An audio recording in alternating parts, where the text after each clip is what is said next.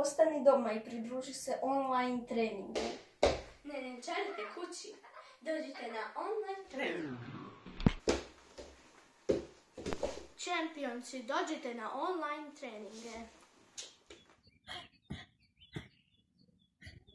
Oj, ja treniram online. Krenite i vi.